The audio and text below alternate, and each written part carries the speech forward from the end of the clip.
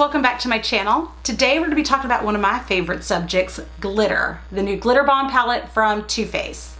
Now, first thing I have to say about this is the packaging. I've personally never seen Too Faced do any sort of dark or black packaging on a palette before. And then the glitter is inside underneath like a plastic shield here, and it's actually loose inside, so you can actually shake it around. It's super cute. So here are the shades under natural lighting. I actually have my window open and it's about 3 in the afternoon right now.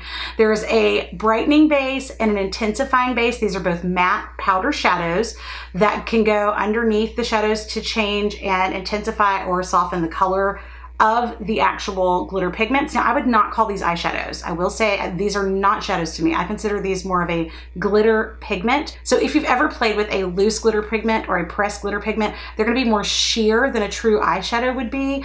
They're gonna have more focus on the actual glitter itself with kind of a sheer undertone of color. So the glitter is usually one color, and then the undertone of the other pigment in the glitter, especially in a pressed form, is going to be a different shade. So you'll notice that with all of these, they appear one color, but the glitter itself inside is a slightly different tone. There are 8 different shades of pigment to go with the 2 matte bases.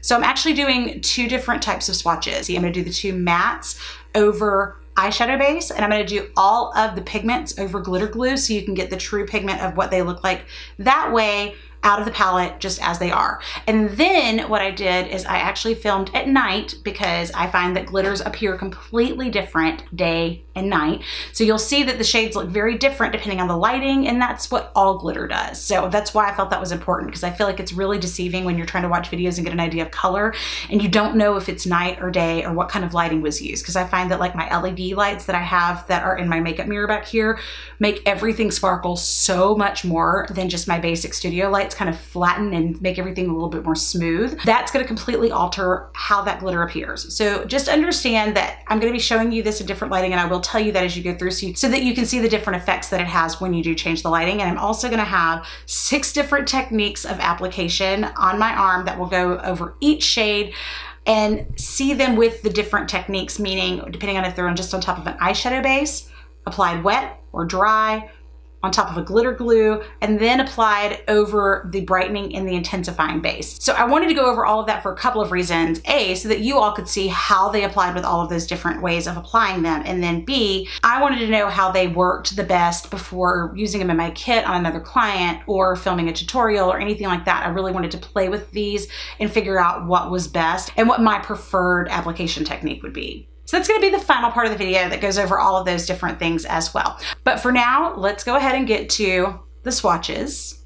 Here is the palette at nighttime under the LED lighting I was mentioning before, and you can see a difference already in how the packaging is sparkling, and you can also really see a difference in the texture of the glitter pigments here under this lighting. This palette retails for $45. It's available at TooFaced.com, Sephora, and Ulta. Here are the daylight swatches of all the colors in the palette. I applied the matte shades with a brush over a primer, and then I used a glitter glue and applied the glitter pigment shades with my finger over the glitter glue to get the maximum opacity from the colors.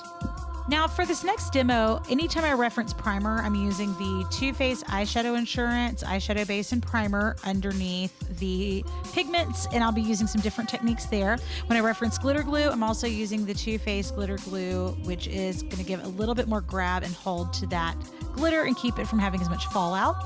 And I also am going to be doing a demo with the dampened brush, and I dampened it with the Hangover spray from Too Faced. I'm also going to apply these pigments over the brightening and the intensifying base so you can see the difference in the colors that way. Now here are the swatches at night under LED lighting and with all of the different techniques and options for how you can apply them. I found that if you really want to maintain the highest level of sparkle from the glitter pigment, that applying it with your finger over a primer is going to give you the most sparkly finish. Using a glitter glue with your finger is going to give you the most opacity so that it actually looks the most like the color in the palette. Using the primer with a dry brush actually came out a little bit more patchy and a little bit more flat. Using a wet brush looks more like a foiled shadow in person than it does an actual glitter pigment. So it's a little bit more like you're using like a cream shadow with a little sparkle to it, as opposed to that, more soft glitter finish. Applying it over the brightening base with the darker colors, you're really going to see just that color of the actual glitter, not that undertone shade. And then applying it over the black base, really all you're going to see is the overtone of that glitter shade. But as you can see with each of these, the truest opacity of color is going to come from that glitter glue with your finger. And then where it looks the most sparkly is over either the black base or over just a basic primer. Now you'll see in these lighter shades that they are a lot more sheer, and you don't see as much of a duochrome effect as you do with some of the darker shades. But with some of the shades that are coming up, you'll see a major change in the color depending on what it's applied with, what it's applied over, or what's underneath it that is going to alter the shade. So for instance, in this one, the black base really brings out almost this bold pink shade of glitter that's in it. You also can see that with the glitter glue applied with the finger, but in the other applications, you'll see a little bit more of that coral tone that is in the actual palette itself, which is that kind of undertone of the shade like I was telling you about before. Now this shade ended up being one of my favorites in the palette, which was unexpected because to look at it in the palette, it looks like it would just be another gold pigment. The beauty of it is in person, and especially over that black intensifying base, you can really see that it's almost a green glitter within a gold pigment. So it's got this beautiful duochrome effect. You get a really nice opacity from it if you do it with glitter glue, and then if you apply it over that black base, you get this gorgeous kind of duochrome green gold effect.